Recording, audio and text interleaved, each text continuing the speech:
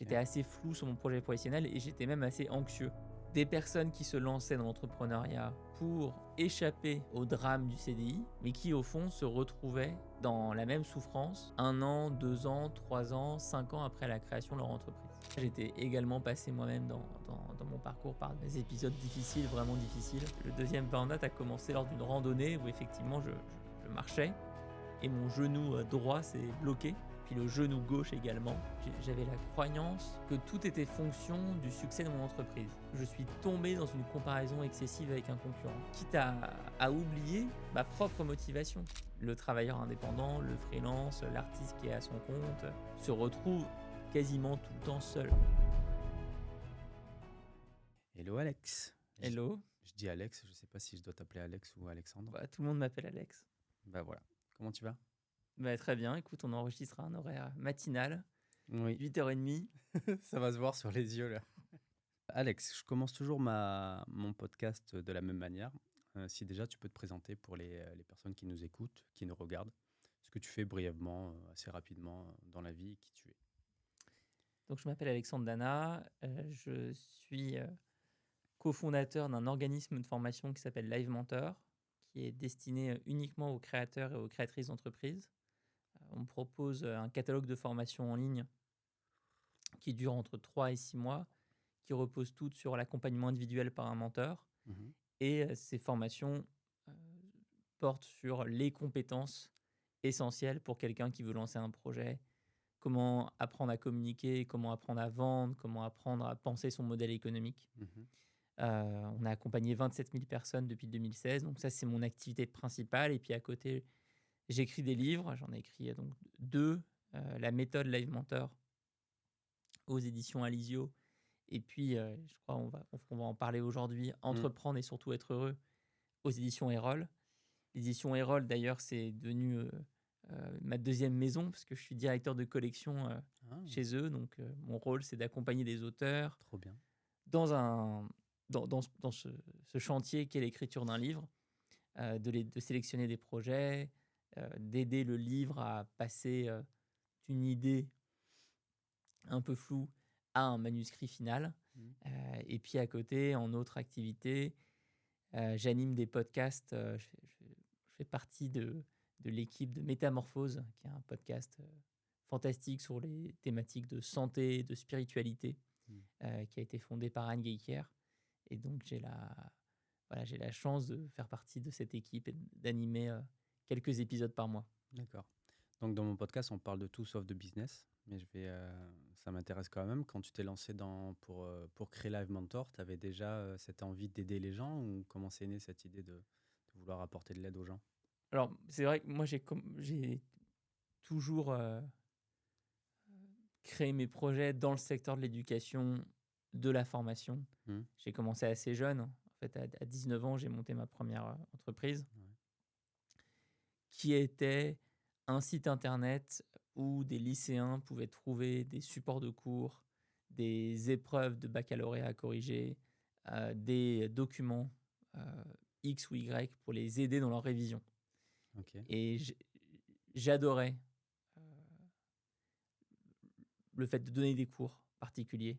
Je Ok. trouvais ça vraiment épanouissant. Je sortais d'une adolescence où je ne savais pas exactement vers où m'orienter. Ok. J'étais assez flou sur mon projet professionnel et j'étais même assez anxieux à D'accord. l'idée de plonger dans le monde du travail. Et quand Ok. j'ai commencé à donner mes premiers cours particuliers, des cours de mathématiques, des cours d'anglais, tu vois, des cours de soutien scolaire très classiques, là, il y a quelque chose qui s'est ouvert. Il y a eu une libération. Ah, Et j'ai d'accord. commencé à préparer justement mes cours, à créer des documents pour les donner à mes élèves et les aider à mieux réviser. Et tout ça, ça s'est cristallisé Ouais. in fine via la création de mes premiers projets. Et puis Live Mentor a été lancé en juillet 2012. Officiellement, la création juridique de l'entreprise, Mhm. c'est juillet 2012. Mais je travaillais sur le projet déjà depuis 2011. Donc et Ah maintenant, ouais, on enregistre, toi et moi, en 2024. c'est clair. Donc Ouais. tu vois, ça remonte. Ouais, ça remonte. Ah, c'est intéressant. Donc en fait, très tôt, si tu veux, on reviendra un petit peu. Enfin, si tu veux bien, on reviendra un peu sur ton enfance. Donc, tu très tôt, tu as eu cette passion de transmettre, en fait. Mm. D'accord. Et du En coup, fait, c'est toujours pareil. Au début, c'est un intérêt, ouais. puis qui se transforme, enfin, qui vient d'une curiosité, qui se transforme en intérêt, qui se transforme elle-même en passion. Hmm. La passion peut se transformer en obsession. Euh, donc ça se fait au fil des années. Hmm. Mais c'est vrai que je, je suis très heureux d'avoir pu tester, explorer autant de manières de transmettre et d'apprendre ces 15 dernières années. Euh, Ouais. D'avoir exploré les cours particuliers, donc au début, puis les cours particuliers en ligne, ce qui a été l'origine de Live Mentor, Ouais. puis la création de mes premières formations, puis la définition d'une méthode pédagogique avec la méthode Live Mentor, puis l'exploration d'autres manières, d'autres formes d'accompagnement comme le mentorat, Hmm. la découverte justement des différences entre la posture de formateur, la posture du coach, la posture du mentor. Euh, J'aime autant apprendre d'ailleurs, j'aime autant être dans la position de l'élève que dans la position de celui qui donne un coup de pouce. Ok. Et du coup, si on peut revenir un peu en arrière, donc tu es né, tu me disais, sur Paris, enfin, tu Ouais. es né en région parisienne. Donc, quel type d'environnement avec des parents qui faisaient quoi pour que je comprenne un peu ton. Alors mes parents étaient pas entrepreneurs, ils n'étaient pas non plus formateurs. Moi, ma mère était artiste de cirque, Ok. était trapéziste Hmm. pendant plus d'une dizaine d'années. Numéro 2 mondial, c'est ça? Ouais, Enfin, elle était à un assez haut niveau, effectivement. ok. Et mon père, lui, était et est toujours psychiatre et psychanalyste. Ah, c'est dingue ça. Et, et du coup, eux, c'était quoi leur désir pour toi? Ils m'ont laissé assez libre. En D'accord. fait, T'as des frères et sœurs? j'ai deux petits frères. Ok. Euh, mais pour mes parents, c'était assez normal de nous laisser explorer, trouver notre propre chemin. Alors mon père, il nous embêtait un petit peu en disant qu'il aimerait bien que l'un de nous devienne médecin, mais j'ai pas le souvenir d'une pression Ok. monumentale. Ouais, donc t'es allé à l'école un peu en mode pas dilettante, mais sans trop savoir ce que tu voulais, et t'as exploré quoi un peu. Ouais, enfin, disons que j'ai entendu mes deux parents de manière très différente euh, parler de la passion dans le travail. Voilà. Ah, Je voyais littéralement mon père travailler puisqu'il avait son cabinet de psy un étage en dessous de l'appartement. ok. Et je le voyais travailler tout le temps, Hmm. de 7 h du matin jusqu'à 21 h. Et avec Ok. une vraie passion pour ce qu'il faisait et ce qu'il fait toujours.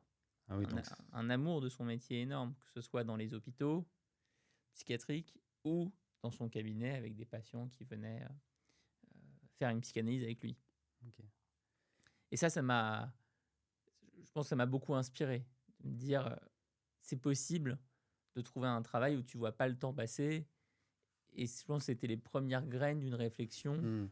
euh, qui questionne la vision trop simpliste d'équilibre entre vie pro, vie perso, la vision trop simpliste de le travail, on en fait un et puis basta, et puis de toute façon, on Ouais. a les vacances pour décompresser, quoi. Moi, j'étais mis dans un sas un peu différent. Ouais.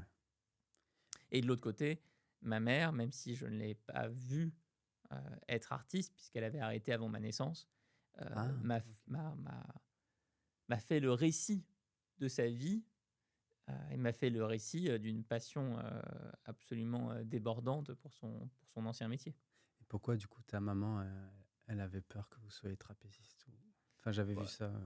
en fait, c'est un métier qui est assez compliqué Ouais. pour ceux qui le pratiquent. C'est un métier avec pas mal d'insécurité. Ma mère vient aussi d'une époque où il y avait moins de... il y avait pas de filet de sécurité, par Ouais. exemple, Ah oui, durant putain. les performances. Ouais, j'avais vu des trucs comme ça en plus. Ouais, c'est ouf. Et du coup, pour eux, quand t'es allé à l'école, t'as fait quoi comme études après? J'ai fait un lycée en bac, je sais plus si ça existe encore aujourd'hui, économique et social, ES. ES, t'as quel âge là? Moi, j'ai 35 ans. Ah oui, d'accord. Et ce bac ES, en fait, je l'ai fait parce que j'étais nul en mathématiques. Et Le choix par après, défaut. j'aurais adoré faire des études en sciences politiques, ou en journalisme. Ouais. Et puis je me suis un peu perdu dans mon orientation et au final j'ai débarqué en école de commerce où j'ai pas été extrêmement présent Ok, à et j'ai commencé à créer des projets ce moment-là. en parallèle, ouais, dès ma première année d'école de commerce. D'accord. Et en fait, dès le début, Live Mentor, en fait. Enfin, la genèse, c'était Live Il y a eu Mentor. 2 projets dans l'éducation avant Live Mentor, mais le troisième c'était Live Mentor. Ok. Et moi, ce qui est super intéressant dans ton parcours, bon, il y a eu des galères pendant toutes les années Live Mentor. Pourquoi t'as pas lâché? Je pense que principalement j'aimais ce que je faisais. Hein, Je crois que c'est vraiment ça qui m'a permis de tenir. ouais. J'avais la chance d'entreprendre, d'essayer de développer une entreprise Hmm, autour de ce sujet, l'éducation en ligne, qui m'animait, qui me ouais. portait. Et quand j'étais en train d'explorer ce terrain-là, je voyais pas le temps passer, ou en tout cas, j'étais convaincu que ça valait la peine de persévérer. Hmm. Mais c'est vrai que si on se remet 10 ans en arrière, c'était une époque où personne ne prenait de cours en ligne. Ça n'existait pas. Ouais, c'est clair. C'est complètement... Il y avait le site du zéro, je crois. Je sais pas il si tu il y connais. avait le site du zéro, Ouais. bien sûr, qui était un forum. Mais les Ouais. cours en visioconférence, Ouais, non, c'était extrêmement rare. Ouais. À l'époque, on utilisait Skype, il n'y avait pas Zoom, il n'y avait pas eu le Covid, il n'y avait pas eu les Non, confinements, c'est clair. il Parce n'y que avait pas, il y avait même pas les... C'était le tout début des MOOC. C'était vraiment une autre époque. tu suis un petit peu ce qui se fait là actuellement. Oui, toujours, bien sûr. Ouais. Tu connais Alex Hormozy, Alors, je le suis pas, mais entrepreneur américain. je vois qui c'est, mais Ouais. je Il a je le suis investi pas. massivement dans des cours en ligne. Ça s'appelle School, Mhm. SK2OL, et apparemment enfin, très innovant, quoi. Je crois que c'est une plateforme qui permet de créer des communautés en ligne. Je sais pas. C'est cool. Je sais que c'est pour des cours en ligne, mais après, ouais, apparemment, c'est en train vraiment de bien d'exploser, quoi, aux États-Unis là. En fait, tu as peut-être 3 grandes thématiques dans la formation en ligne. Mhm. Tu as ce qui touche au contenu. Donc, apprendre via du contenu sur Internet. Apprendre via des textes, apprendre via des vidéos, apprendre Mhm. via de l'audio, apprendre via des jeux. Et ici, la grande révolution, ça va être, et c'est déjà l'intelligence artificielle. C'est la Ouais. capacité à interroger une intelligence artificielle pour apprendre directement, la capacité à, au lieu de regarder une vidéo, parler à une IA et elle nous renvoie du contenu. Le deuxième grand domaine d'exploration sur l'éducation en ligne, c'est les communautés.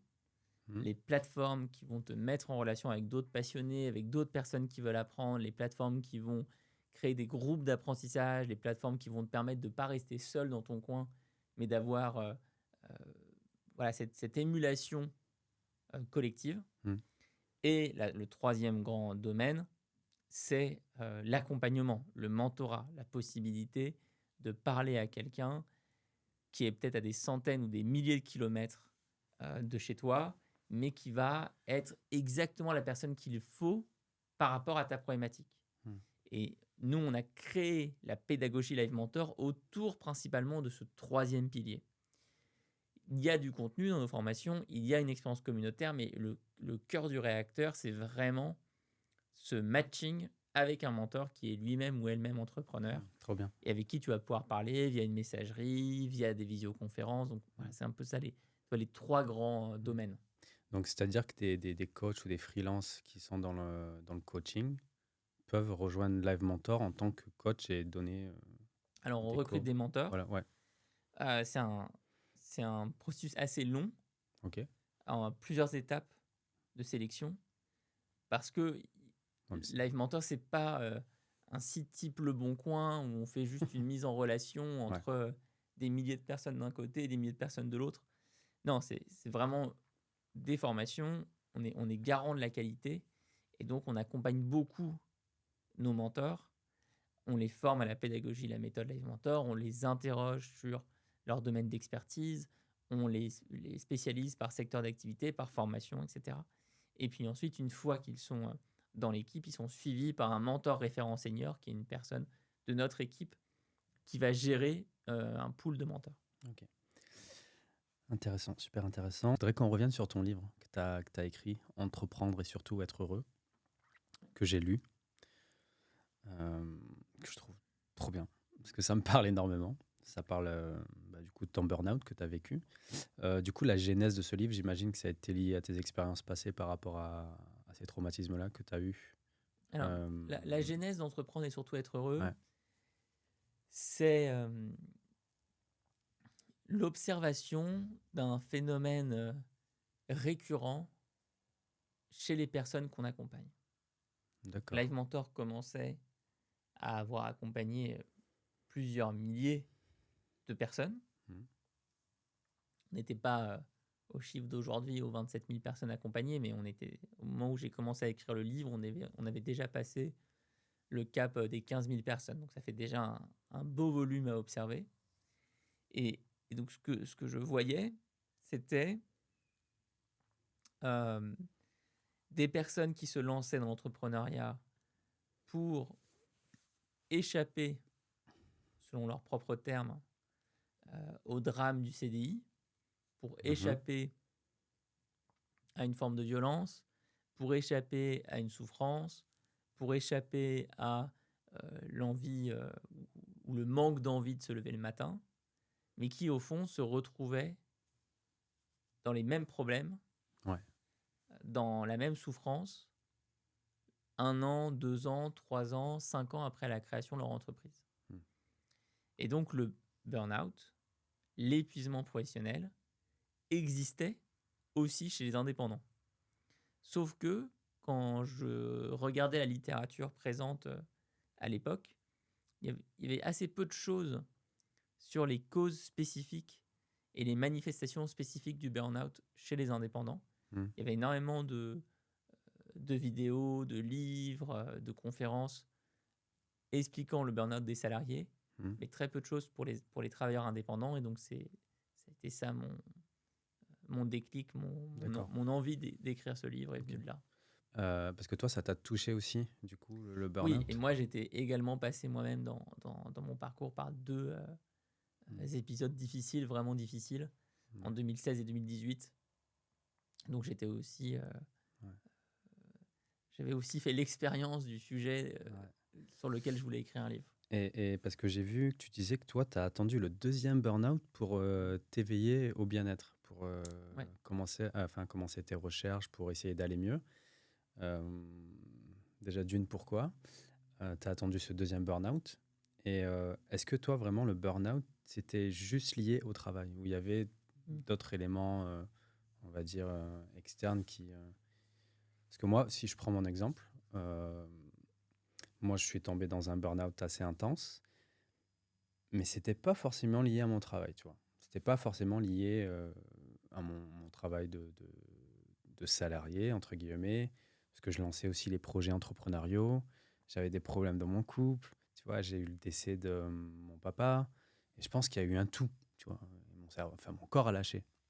Est-ce que toi, c'était vraiment lié, finalement, tu penses qu'au boulot, qu'à Live Mentor? J'imagine que c'était ça ta principale activité qui prenait tout ton temps et toute ton énergie. Alors, pour prendre la première question d'abord, pourquoi j'ai attendu le deuxième? Je me pose encore la question. Hein. Je pense que tout simplement, j'étais la tête dans le guidon. Je pensais...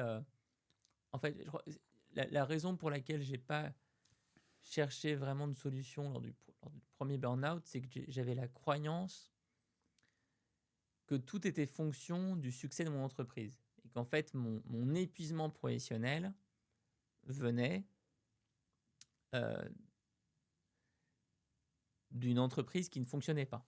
C'était le cas à l'époque. À l'époque de 2016, mes projets ne fonctionnaient pas, je n'arrivais pas à en vivre.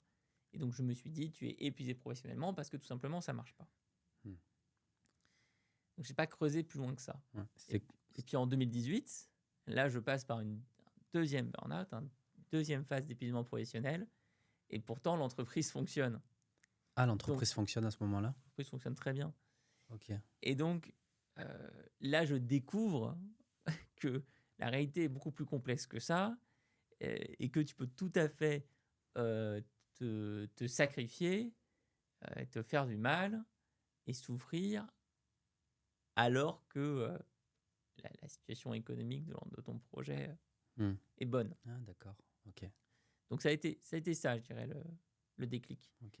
Et après, pour répondre à ta question, est-ce qu'un burn-out est uniquement professionnel? Non, bah, la vie, il y a toujours tout qui se mélange. Hmm. Après, chaque situation est unique, chaque cas est unique. Oui.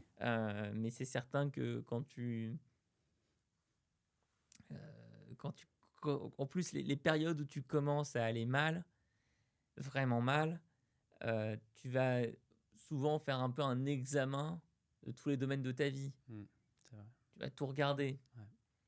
Euh, et généralement, tu vas d'ailleurs entreprendre des changements sur plusieurs aspects. Hmm. Moi, en tout cas, dans ce livre, pour qu'il reste cohérent, j'ai décidé de me centrer sur la partie professionnelle. J'ai pas Hmm. voulu aller m'exprimer sur le sujet de la famille, sur le sujet du couple, sur le sujet de l'enfance. Hmm. Premièrement, parce que je considère pas du tout avoir cette expertise. Moi, je suis entrepreneur, spécialiste de l'entrepreneuriat. Ma position via Live Mentor me donne une capacité à observer très bien cet écosystème aujourd'hui en France. Hmm. Et je voulais rester là-dessus et pas dévier. Et le sujet était déjà assez dense comme ça. Ouais, c'est clair. Parce que si je me trompe pas, ton deuxième burn-out, il était beaucoup plus physique que le premier. Et du coup, c'est peut-être ça aussi qui t'a dit, ah, là par contre, j'ai un vrai problème physique, donc je vais aller consulter. Ou Ouais. tes genoux ont lâché. Enfin, moi, je sais plus dans quelle interview j'avais entendu ça. Je me suis dit, waouh. Ouais, Là- les manifestations de burn-out sont toujours, Bah, c'est dur à croire en fait. saisissantes, on va dire. Mais c'est vrai que pour en avoir récolté plusieurs centaines, voire plusieurs milliers, ouais, plusieurs milliers même, de récits de burn-out. Ouais. Parce que j'avais fait partir une enquête avant de commencer la rédaction de ce livre, Mm. où j'interrogeais des entrepreneurs sur leur niveau de bien-être. Ouais. Et donc, parmi tous les témoignages reçus, il y avait il y avait très souvent le récit de la première journée du burn-out, le moment où il se manifeste. Mm. Et donc, pour certaines personnes, ça va être au réveil. Pour d'autres personnes, ça va être de fondre en larmes lors d'une réunion. Pour d'autres personnes, ça va être de ne pas réussir à s'endormir plusieurs soirs de suite. Mm. Et moi, le deuxième burn-out a commencé lors d'une randonnée où effectivement, je marchais et mon genou droit s'est bloqué. C'est ouf. Je ne pouvais plus avancer alors que je n'ai pas fait de chute. Hein. J'ai fait un pas devant l'autre. Et puis le genou gauche également. Et là, la suite de la journée a été très très longue. Très longue. Parce qu'il a fallu atteindre le refuge tout en haut, malgré les deux genoux qui ne fonctionnaient plus. Et tu disais que c'est ça qui est très compliqué avec le burn-out aussi, quand ça arrive pour la première fois et que c'est physique, c'est qu'on est dans le déni. Enfin, moi, en fait, non, c'est même pas ça, c'est que j'arrivais même pas à comprendre que sans être malade, le cerveau faisait avoir des symptômes physiques vraiment intenses. Oui, Donc, les attends, manifestations corporelles. Ouais, tu te bloques les genoux se bloquent. Tu te dis, mais alors que t'es pas malade ou que t'as pas de maladie, c'est dur à accepter, quoi. Les médecins, ils t'ont dit, vous avez rien, vous avez juste les genoux bloqués. Enfin, c'est dans votre tête, c'est très bizarre, tu vois. Enfin, c'est ça qui est. Ouais, j'ai fait une radio, effectivement, à l'hôpital d'Ajaccio, en Corse. Et on m'a dit, bon, vous avez rien. Ah, c'est fou. C'est fou. C'est dingue. Mais c'est là où les thérapies psychocorporelles, j'en parle assez peu dans le livre, parce qu'encore une fois, là, on s'éloigne plus de ma zone d'expertise, mais les thérapies psychocorporelles sont extrêmement intéressantes à tester. C'est quoi des thérapies psychocorporelles? C'est des thérapies qui vont travailler à la fois sur le corps et l'esprit. Okay. Et qui donc vont parfois pouvoir trouver des solutions à des manifestations physiques pour lesquelles la radio, enfin en tout cas l'approche occidentale classique, on va dire, ne trouve pas de solution. Mais moi, en vrai, ça m'intéresse, tu vois. Enfin, justement, le fait de voir des personnes comme toi qui ont vécu des burn-out et des traumatismes, entre guillemets, qui arrivent à s'en sortir, Moi, ça m'intéresse parce que j'ai aussi envie qu'on diffuse aussi les solutions, toi, qui t'ont aidé, par exemple, à sortir Mm. de ça. Donc, quand tu parles de thérapie psycho-corporelle, moi, ça m'intéresse, quoi. Du coup, tu as fait quoi pour aller mieux? Enfin, est-ce que tu es resté longtemps? Enfin, est-ce que il y a une phase d'anxiété, de troubles anxio-dépressifs qui a suivi ce burn-out? Et ça, Mm. ça a duré ou t'en es vite sorti? Non, je ne suis pas tombé dans la dépression. Ok. Il faut bien distinguer d'ailleurs burn-out et dépression. Ouais. Euh, Moi, ce qui m'a aidé, ce que j'ai essayé de décrire dans le livre, c'est euh, de basculer vers une approche préventive et de se dire au quotidien, à la semaine, au mois, non pas comment je répare un burn-out, mais comment Mm.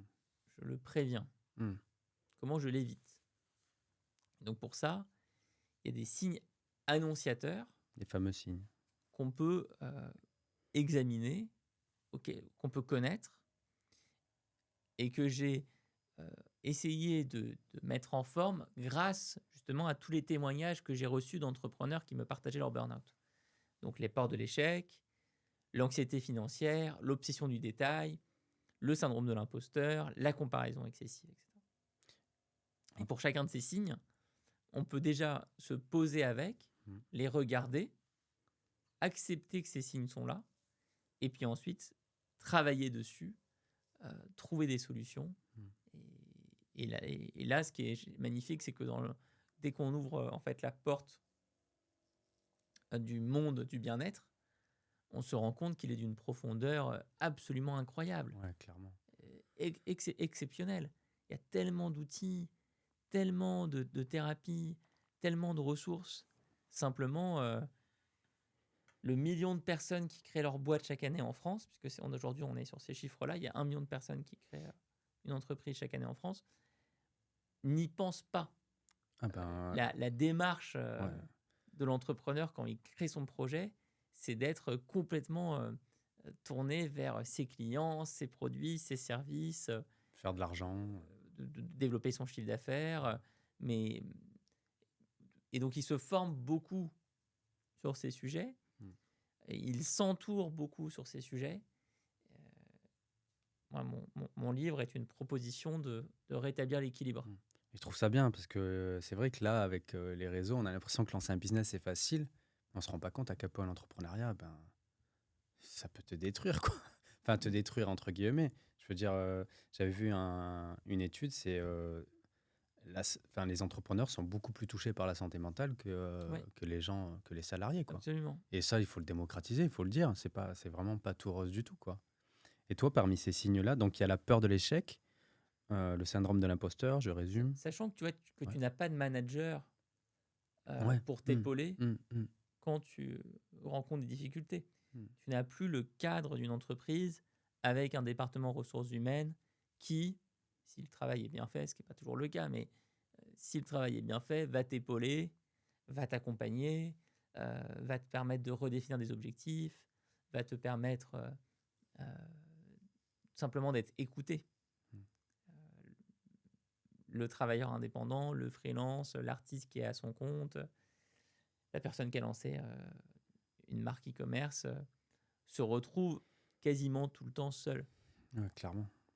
Juste pour résumer, là, donc dans ton livre, tu parles de la peur de l'échec, le syndrome de l'imposteur, la comparaison excessive, l'anxiété récurrente, l'obsession du détail, le traumatisme de l'échec. Mm. Si je me trompe pas, toi, j'avais lu un passage où tu disais que tu as eu une période de comparaison excessive. Tout à fait. Du coup, où tu te comparais beaucoup avec une boîte qui a essayé de te racheter ou je sais plus. En fait, c'était mes démarrages Ouais. d'entrepreneur, Ouais. enfin mes démarrages, c'était mes premières années. L'entreprise ne fonctionnait pas et je suis tombé dans une comparaison excessive avec un concurrent. Ouais. Je passais mon temps à regarder ce que eux faisaient alors qu'on n'avait pas exactement la même activité en plus. Mais j'étais tellement perdu, je ne savais tellement pas qui j'étais que je passais mon temps à me comparer. Ouais. Et ça, d'ailleurs, le philosophe Fabrice Midal en parle très bien. C'est un des gros problèmes de notre société moderne où sans sans s'en rendre compte, on est absorbé par le désir mimétique. Ah, mais clairement. On veut Ouais. ce que veulent les autres. Mmh. Et moi, j'étais tombé dans ce piège où je voulais ce qu'avait mon concurrent, mais quitte à oublier ma propre motivation. C'est-à-dire Mmh. que j'étais prêt à transformer notre activité, notre modèle, la mission même de notre entreprise, Mmh. pour faire comme eux, pour avoir ce qu'ils avaient. Évidemment, ça nous a mené nulle part et ça nous a fait perdre beaucoup de temps. Jusqu'à souhaiter à ce qu'ils se plantent. J'avais vu ça Et dans ton livre. jusqu'à avoir en fait un moment où tu passes tellement de temps à te comparer à l'autre, Ouais. tellement de temps à y penser, que tu oublies d'aller travailler vraiment sur Ouais, ton clairement. activité. Mais ça, la comparaison, ça va être C'est un des inné. fléaux des prochaines années parce que les réseaux sociaux qui sont très jeunes, Ouais, ça n'existait pas il y a 10 ans, ouais, mais c'est horrible. ce sont des machines à créer de la comparaison. C'est ça. Et tu penses qu'il y a, enfin, ce, tu- on se compare parce qu'on veut la vie des autres ou c'est vraiment, c'est qu'une question d'argent? On se dit, eux, ils ont réussi, ils font de l'argent et moi non. Mais il faut vraiment lire Le désir mimétique de René Girard. Ouais. Il a tout compris Ouais, avant tout le monde. ouais, Moi, je me suis beaucoup appuyé sur lui dans la rédaction de ce chapitre parce que j'ai trouvé son travail exceptionnel. Il explique que l'humain, en fait, apprend par imitation. Donc, on, on prend cette habitude de regarder les autres, de les observer, de nous comparer dès le plus jeune âge, parce que c'est comme ça qu'on apprend. Et parfois, on se fait complètement happer par ce processus et mm, on se compare plus pour apprendre, on se compare euh, pour souffrir, pour de la jalousie, mm, pour être dans notre part d'ombre. mm. Moi, clairement, ouais, ça m'inquiète les réseaux sociaux, quoi. Enfin, vraiment. Et je pense qu'il y a beaucoup de gens qui se lancent dans l'entrepreneuriat parce qu'ils voient justement la vie sur les réseaux, quoi. Mm. Tu vois, les jeunes en Lamborghini ou peu importe sur Instagram, les personnes qui vivent leur meilleure life en tant que digital nomade à Bali, à Dubaï. Et, Mm. du coup, tu te sens comme une merde, en fait. Tu vois, tout C'est simplement. c'est là où il y a un sujet de profondeur de discours. Live Mentor, aujourd'hui, est le premier organisme de formation en France pour les créateurs et les créatrices d'entreprises. Et je pense que ça nous donne une responsabilité. Mm. Une vraie responsabilité dans les contenus qu'on partage. Et tu nous verras jamais diffuser des images beaucoup trop simplistes, Ouais, des promesses du type devenez entrepreneur et partez sur la plage ouais, avec un cocktail, quoi. Donc on essaye de se concentrer sur des contenus beaucoup plus longs et beaucoup plus complexes. Ça peut être des newsletters, ça peut être des livres, ça peut être notre magazine Odyssée. On va mm. raconter toute la réalité entrepreneuriale. Tu veux encore du thé? Non, merci, ça. Et on va d'ailleurs s'impliquer dans certaines initiatives euh, qui soulignent que la situation n'est pas toujours exceptionnelle pour les entrepreneurs. Moi, j'avais soutenu il y a quelques années la création d'un syndicat qui s'appelait indépendant.co Mhm. et qui mettait sur la table euh, à quel point le contrat social plutôt, pour les indépendants aujourd'hui, il a des années de retard. Les indépendants, ils veulent plus de sécurité aujourd'hui. Ils ne veulent pas forcément payer moins de charges. Ils veulent surtout avoir une meilleure retraite. Ils veulent être plus au clair sur leur capacité à s'arrêter pour maladie ou pour surmenage, etc. Mm. etc. Ouais, je reviens sur la comparaison excessive. Donc, toi, tu avais fait un sondage. Tu dis que ça vient à la 3e place de l'enquête, ce qui est quand même quelque chose de très présent chez les entrepreneurs. Et ce qui est assez dingue, c'est que peu importe le stade de l'entrepreneur, il va toujours se comparer. Mm. Donc, ouais, ça me choque pas. Toi, tu te compares encore? Comment tu Non, fais pour te protéger de tout ça, pour pas te comparer non, alors il y a plusieurs outils qu'on peut mettre en place contre la comparaison. Tout ce qui te met au contact de ta mission évite la comparaison. C'est une solution un peu magique. C'est vrai. Si tu vas C'est passer vrai. ton temps Mm. dans des apéros entrepreneurs, si tu vas passer ton temps dans des réseaux entrepreneurs, si tu vas passer ton temps à être avec d'autres plutôt qu'à être avec tes clients, Mm. tu prends un risque de comparaison Clairement. majeur. Ouais. Donc là, ça, c'est la première clé de l'équation, Mm. qui est je me tourne vers les gens que je sers. Ouais. Moi, je suis sorti de ma pire période de comparaison en recommençant ce que j'avais arrêté de faire, à donner des cours moi-même, à former moi-même, à être directement au contact. Être proche du terrain. Voilà. Et tu oublies ce qui se raconte dans ta tête Mm. pour te mettre au service de l'autre. Mm. Et la deuxième clé de l'équation, c'est vraiment le goût du geste comme l'artisan. Je ne sais pas si tu as déjà vu un artisan boulanger faire son Oui, oui. pain ou un artisan menuisier X ou Y. Il y a un amour du geste qui est fantastique. Donc il faut se poser cette question. Qu'est-ce qui, dans mon métier, qu'est-ce qui, dans mon activité entrepreneur, me donne l'amour du geste? Mm. Ça, c'est une question à se poser fréquemment. C'est clair. Et couper les réseaux. Et avoir une utilisation très consciente des réseaux, absolument. C'est quoi ton hygiène, toi, par rapport à la consommation des réseaux, des applis, les téléphones, tu sais, c'est... Il y a plein, moi j'ai plein de règles très personnelles, mais Oui, mais par exemple, ça peut aider, ça peut inspirer. par exemple, le format de contenu que je consomme le plus, c'est les livres. Ok. Je lis 2 livres par semaine. Ah ouais. Donc je me tourne vraiment vers les livres parce que je trouve que c'est un oasis, quoi. Dans un monde 100% digital, rempli de contenus courts, de contenus qui sont pensés par les algorithmes et pour les algorithmes. Mm. C'est absolument incroyable de se tourner vers les livres. Mm. Et puis en plus, maintenant, j'ai cette activité de directeur de collection chez Erol où donc je reçois des manuscrits, je me plonge dans le livre avant même qu'il soit en librairie. Et c'est aussi pour cette raison que j'ai créé cette newsletter qui s'appelle Le Vendredi des Possibles, où tous les vendredis, je recommande un livre. Il y a 10 000 lecteurs et lectrices aujourd'hui. Et cette newsletter, elle a plusieurs raisons d'être, mais une d'entre elles, c'est de redonner leur place aux livres et d'expliquer que ce sont des alliés absolument essentiels dans un monde de contenus digitaux. C'est vrai. Donc ça, je dirais, c'est ma première règle. Ma deuxième, c'est dans les contenus que je vais consommer, de me tourner vers les contenus longs. Podcasts, newsletters, articles de blog. Mais je veux pas avoir TikTok sur mon téléphone. J'ai jamais eu, je l'aurai jamais. Ouais. Je veux pas regarder de shorts sur YouTube, parce que je pense que YouTube aurait jamais dû créer ça. J'essaye de vraiment rester sur des contenus longs le plus possible. Donc si je fais un short de toi, tu le verras pas.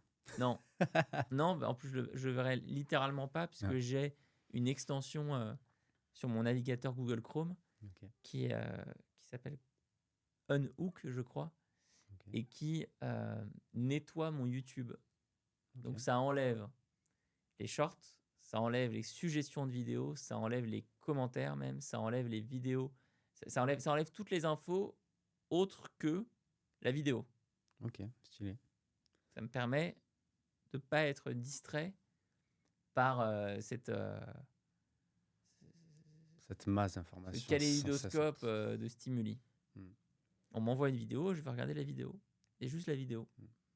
Quand tu as vécu ton burn-out, est-ce que j'avais vu que tu disais que tu avais une perte d'énergie? Tu as eu une grosse perte d'énergie à ce moment-là? Ouais. Parce que j'ai vécu un peu la même chose où on passe de la personne qui arrive à faire plein de choses, qui est ultra performant, qui arrive à réfléchir vite, etc., à quelqu'un qui ne sait plus rien faire.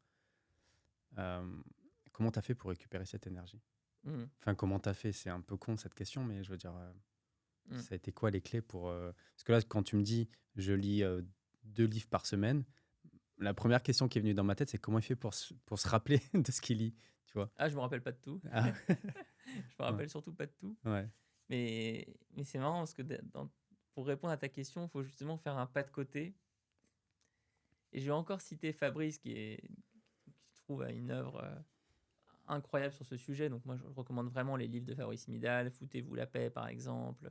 Les 5 portes, Hmm. un livre fantastique. Il vient de publier La théorie du bourgeon, qui est aussi un très beau livre. Et si Fabrice était là,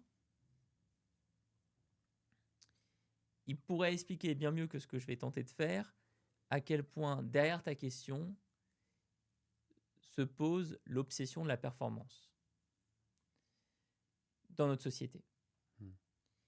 Et que plus on va être obsessionnel de la performance, plus on va se raconter que l'objectif est d'avoir de l'énergie totale tous les jours, plus on va aller dans le précipice. Ok, ouais. Donc c'est tout à fait normal que l'énergie fluctue. C'est tout à fait normal qu'on ne soit pas des robots. C'est tout à fait normal de ne pas chercher à être performant le plus possible. Et d'ailleurs, Fabrice explique très bien, ça ne veut pas dire qu'il ne faut pas aspirer à une sublime beauté et une sublime qualité dans son travail, mais ce n'est pas en étant obsessionnel de la performance qu'on va y arriver. Ouais. Alors j'ai fait un pas de côté, je sais pas si ça répond exactement à ta question, c'est très bien. mais je suis... ça a été un vrai profond déclic pour moi quand j'ai découvert l'œuvre de Fabrice Midal. Okay. Moi, il y a eu ce truc où j'ai dû oublier celui d'avant, en fait, pour continuer à avancer. Tu vois. Je me suis dit, bon, le Mike d'avant, il a disparu. C'était grâce à une thérapie, tu vois. Mais voilà, quoi. J'ai accepté et ça m'a permis d'avancer sur un autre chemin, quoi. Comme si ce burn-out m'avait fait changer un peu d'identité. Enfin, un peu, beaucoup. Mais ok. Ouais, là-dessus, tu aimerais beaucoup, je pense, si tu l'as pas déjà lu, le livre L'effet alter ego de Todd Herman. Ah oui, t'en parles dans ton livre aussi. Ouais. Ouais. J'ai tout noté. J'ai tout noté, les références. Ouais. Parce que j'ai l'impression qu'il y a plein de livres qui sont Il y en super a un certain intéressants. nombre. Et en fait, quand tu écris un livre, tu t'inspires aussi d'autres livres et tu Bien sûr. as des lectures. C'est dur d'écrire un livre? Ouais, c'est très dur. Ouais, c'est dur. Je sais pas, hein, parce que tout le monde écrit un livre maintenant, donc je me Ah pose. bon? Ah bah, Ouais, écoute, j'ai l'impression que c'est un peu la trend, tu il vois. faut dire ça aux éditeurs, hein, parce que c'est pas ce qu'on observe malheureusement. Ah, ouais, je sais pas. Tu vois, là, avant, j'ai eu Julia Wanders, tu la connais, je crois que vous saviez. Elle voulait écrire un livre, je vois. Alors, il y a un Français sur 2 qui veut écrire un livre. Il n'y a pas un Français sur 2 qui écrit un livre. Ah, c'est ça. En fait, c'est ça. Entre ce que Ouais. tu veux faire et ce qui. Ah, d'accord. Non, écrire un livre, après, c'est bon, ce qu'on appelle écrire un livre, mais Ouais. tu as aucun auteur qui va venir ici derrière le micro et te dire que ça a été une partie de plaisir d'écrire un livre. Ouais. Ça n'existe pas. J'imagine. Ça n'existe pas. C'est vraiment c'est une plongée profonde dans une réflexion, c'est une plongée profonde dans un discours, c'est un travail de recherche, c'est un travail de lecture, c'est un travail d'analyse. Là, en ce moment, moi, je commence à réfléchir à mon prochain livre, ce serait mon 3e, ou mon 4e si on compte l'adaptation de la méthode alimentaire en carnet, mais on va dire le 3e. Et j'y vais avec beaucoup de prudence parce que je sais ce qui m'attend.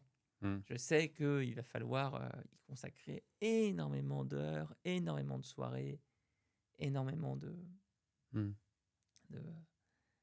temps, quoi, et d'énergie. De réflexion, d'interviews avec des experts. Un jour, peut-être. Et j'imagine que ça te nourrit, enfin, ça t'apprend énormément de choses, quoi, en écrivant un livre. Ah oui, par contre, c'est une expérience que je ne regrette absolument pas. Et ça fait partie des projets que j'ai les plus adorés ces 15 dernières années. Et je suis très content, par exemple, surtout de ce 2e livre, Entreprendre et surtout être heureux, parce que il n'aura jamais, en fait, le succès en librairie de la méthode Live Mentor, puisque c'est normal, je le comprends. On n'a pas envie de s'intéresser au burn-out tant qu'on n'en a pas fait un. Oui, c'est exactement ce que je dis tout le temps. Mais pour les personnes qui sont passées par là ou Mmh. qui passent par cette épreuve, Mmh.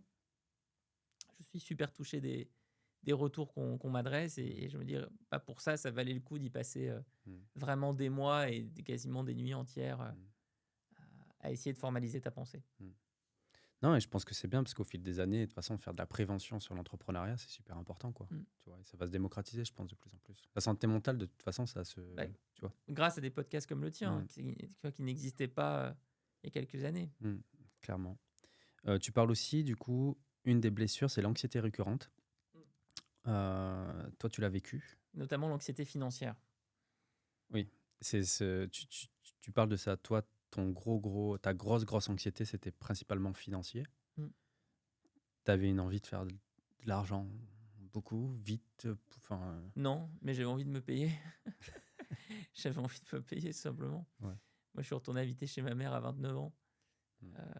Donc, c'était en fait, il y a plein de dimensions dans ce sujet d'anxiété financière. Mm. Mais il y a je dirais, deux grandes dimensions qu'on peut mettre en avant. La première, c'est la découverte de la place de l'argent dans une entreprise, de la place de l'argent Mm. pour un travailleur indépendant, de cette réalité où tu n'as pas forcément la garantie d'avoir la même rémunération tous les mois. Oui. Quand tu étais salarié, tu as ta paye qui tombe, et normalement le même jour si le département comptable est réglo.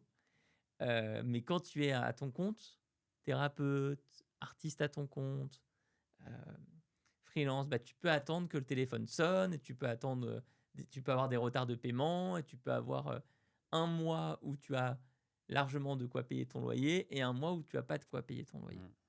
Donc il y a déjà cette première découverte-là, cette première dimension, ce chaos, ce potentiel chaos financier Mm. inhérent à l'entrepreneuriat Ouais. et auquel on n'est pas préparé. Clairement. Et il y a des outils comme le budget, comme les conditions de paiement avec tes clients, Mm. qu'on peut mettre en place pour avoir un peu plus de calme. Ça, c'est la première dimension. Mm. Et puis la deuxième dimension, toujours sur l'anxiété financière, c'est plutôt notre psychologie par rapport à l'argent. Mm. Et la découverte que des potentiels traumas familiaux liés à l'argent vont retrouver une manière de s'exprimer dans ton projet, dans ton entreprise. Et ici, il faut vraiment se pencher sur le livre d'un ami qui s'appelle Christian Junot, intitulé « Ce que l'argent dit de vous », qui est un super ouvrage, le meilleur à ma connaissance de loin, sur la psychologie de l'argent. Vous n'aurez pas de conseils financiers via ce livre, mais vous allez vraiment beaucoup mieux comprendre vos réactions, votre stress Par rapport à l'argent. Faudrait que je le lise. Tu vas adorer. Ouais. Parce que toi, tes parents, c'était quoi leur rapport à l'argent? Ça, je peux pas en parler en public parce que ça les concerne. Et je veux pas qu'ils... Non, pour savoir si ça t'a impacté plus ou moins. Mais non, mais t'inquiète. Ça m'a évidemment impacté. Et Ouais. ils avaient une relation d'ailleurs très différente l'un et l'autre sur ces sujets. Ok. Mais tu as un test intéressant à la fin du livre de Christian. Ouais. Je sais plus exactement comment il est intitulé, mais c'est un peu ton héritage familial par rapport à l'argent, où tu réponds à toute une série de questions. Est-ce que mes parents faisaient ci ou ça par rapport à l'argent quand j'étais petit? Parce que c'est vrai, finalement, l'argent, c'est le nerf de la guerre. Enfin, et surtout quand tu démarres dans l'entrepreneuriat, il faut faire de l'argent, quoi. Parce que sans ça, comment tu fais, tu vois? À part si tu as les parents derrière qui peuvent t'aider, ou tu as le chômage, ou je sais pas, mais sinon, c'est vrai que c'est compliqué, quoi. J'avais vu aussi que tu disais que tu te levais tous les matins entre 2016 et 2018, 2017-2018, tu te levais tous les matins avec le stress qui te prend à la gorge. Je sais pas si c'est Ça, toi. c'est l'anxiété, oui. C'est vraiment la définition de l'anxiété. C'est que ça surgit quand il n'y a pas d'événement extérieur. Ouais. C'est la différence avec le stress. L'exemple que je prends toujours, c'est imaginons que ce micro prenne feu, on va stresser, toi et moi, parce qu'il y a un événement extérieur. Mais l'anxiété, le micro, il prend pas feu et on ressent quelque chose. Ouais, clairement. Et ça, c'est terrible. Et tu as écrit: «Je me fais la promesse d'être très attentif à mes ressentis physiques». Ouais. Et ça, c'est vrai que c'est super important. Tu fais comment maintenant pour, est-ce que j'imagine que tu as dû développer une certaine capacité à t'écouter, à écouter ton corps? Mm. Là, ça va mieux? Tu es plus stressé? Enfin, tu as moins d'anxiété ou comment tu gères tout ça? Alors, la découverte, effectivement, des outils corporels, des pratiques corporelles, a été super utile pour moi. Extrêmement utile. OK. Que ce soit le Yoga, ouais, yoga, le cirque, des exercices de mobilité, la marche, la randonnée, des choses simples finalement. le mouvement. Ouais. Tout ce qui touche au mouvement, pour moi, a été d'une aide exceptionnelle. Mmh. Du coup, je me suis passionné pour le sujet. Je recommande infiniment le podcast de Métamorphose avec le docteur Éric Griez, intitulé La marche thérapie. Donc un podcast où ce docteur explique très bien comment marcher a des bienfaits pour le corps, mais aussi pour la tête. C'est fantastique.